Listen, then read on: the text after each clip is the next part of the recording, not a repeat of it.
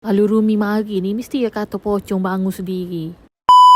Satu baru ni Cik pergi tengok kembar tanding Brigade Bana Brigade Bakti katanya. Nak boleh ke siapa tu terlepas sipir dulu. Siapa-siapa tak tahu nak tuju mana. Cik pergi tanyalah adik-adik kawak dalam musola tu nampak tubuh hesek dia dah 3 beranak tu. Suruh Ali pergi coket. Ali kata ke orang lain busal coket mau orang. Si baiklah betul. Janganlah. Lepas tu kat duk tunggu-tunggulah pok dia selepas sek jatuh depan tu sek dia lah gilir repot dia. Belum alik kiri tu pula MMP juga tu tengah buat merawat pesakit pesakit lumpuh gitulah.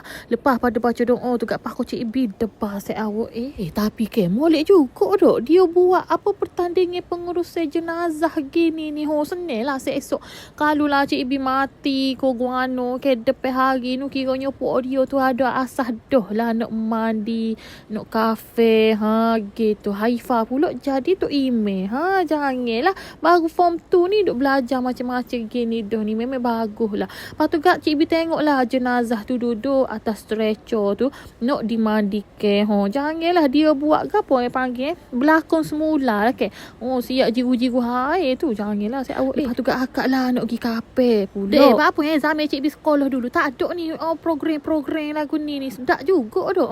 Berlakon tengok jadi pocong dah tu mayak saat ni saya awak. Cik Bi royak lah aku kembar mujur lah jenazah tu kuruh Kak. Kalau kakak jadi jenazah ibu asuh patut pinggir habis saing-saing kakaknya kakak tu. Gak patu sudah mayat gapo tu gitane lah jenazah saat ni nyo. Siapa aku tane saya awak pengurusan jenazah ni bagus tejo angin Cik Ibi program-program lagu ni. Pada tabik hormat gapo tu cetung sudah Cik Ibi kata dapat apa pula kakak tahu silap baca lah silap go tu lah silap go ni banyak lah silap dia nyo. Cik Ibi kata kopok dia tak apalah kakak kita buat hak terbaik dah meneh kalau tu belakang kira hak penting kita berjuang sehabis-habisnya. Cik Ibi pun marilah jumpa dengan sek-sek kawak kita ni tak ada tengok pok dia kawak sudah dah lepas tu mungkanya lah kau tengah hari Cik Ibi pun balik dah kakak kita jumpa semula lah pula dalam minggu balik ni tak boleh nak klik sek dia nya lah berlakonnya tengah-tengah dah ambil gambar boleh-boleh getok kaki muju tak guling situ siapa Cik Ibi dengar pula ada orang panggil Cik Ibi rupanya ada adik SIC nak ambil gambar dengan Cik Ibi tengah ambil gambar tu Cik Ibi tengok